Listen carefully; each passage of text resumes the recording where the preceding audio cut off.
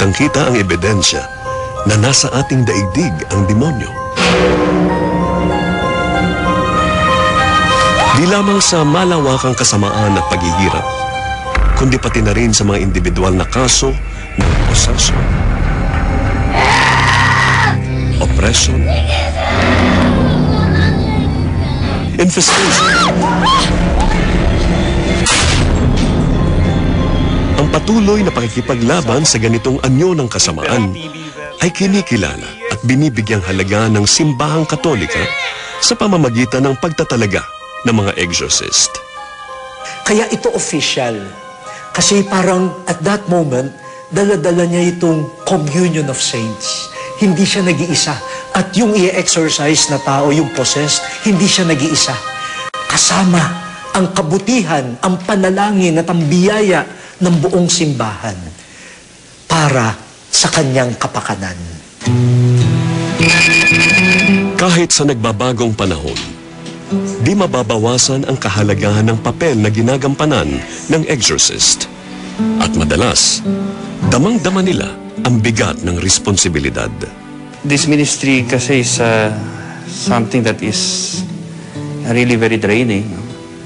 And it's something that takes a lot out of you. Talagang there was a point na talagang depressed na ako. Puro ito nakikita mo. And of course, the devil can also retaliate. Gumaganti rin sa akin yan. The attacks really were bad, that I wanted, gusto nang huminto. Because the attacks were not only centered on me, but on my family. Tila isang malaking hamon ang di matakot sa ganito mga pagsubok. Pero may pinagkukunan naman daw sila ng lakas ng loob. Father Seki always say, and I agree with that if we are close to God, to the Virgin Mary, to Jesus Christ, to the saints, you don't have to fear anything. The demon cannot do anything. Number one, it is the power of Christ.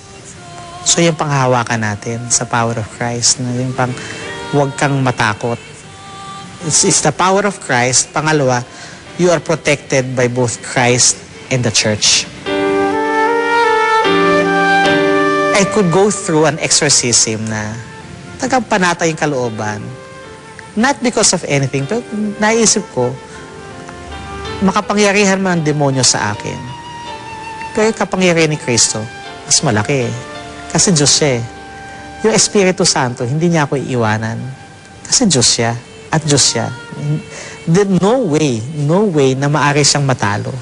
So yun ang pinanghahawakan ko. Mahirap man daw ang kanilang pinagdaraanan, di naman matatawaran ang katumbas nitong gantimpala. Yung maganda dyan is you see the miracles of God. Una, you see the power of the devil, then you see na talong-talo pala siya. And then, at the end, talong-talo. Walang kalaban-laban yung demonyo. And you see the change in the person at yung buong pamilya na biglang lumalapit sa Diyos.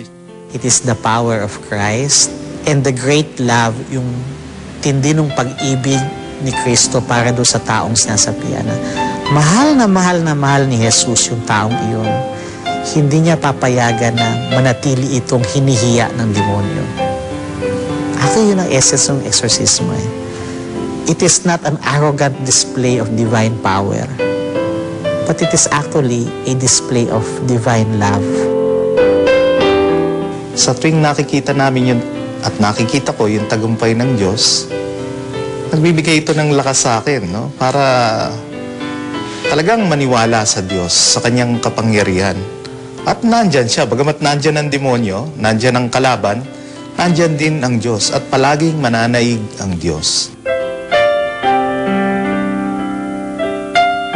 Ang katiyakan sa kapangyarihan ng Diyos ang nagbibigay lakas sa mga exorcist para ipagpatuloy ang laban sa kasamaan at magsilbing gabay para sa nalulugmok sa kadiliman.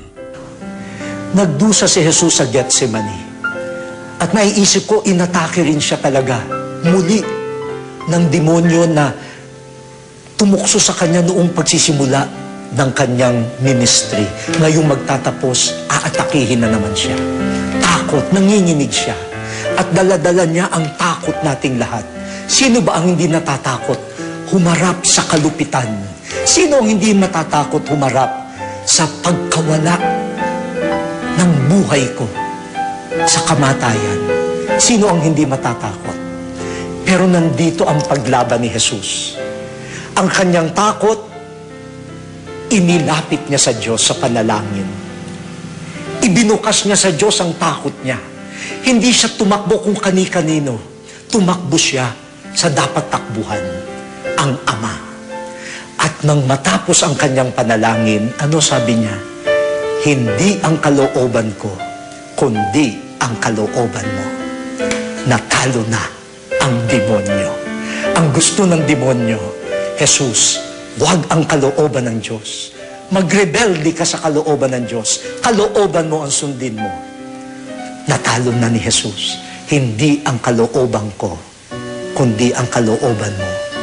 Sa dilim ng Getsemani at ng Kalbaryo, may liwanag na sumilay. Liwanag sa dilim. Hindi sa langit mo pangako sa akin, ako nakakit na kita'y mahalin, at hindi sa apoy kahit anong lagim ako mapipili, inig ang sambahin.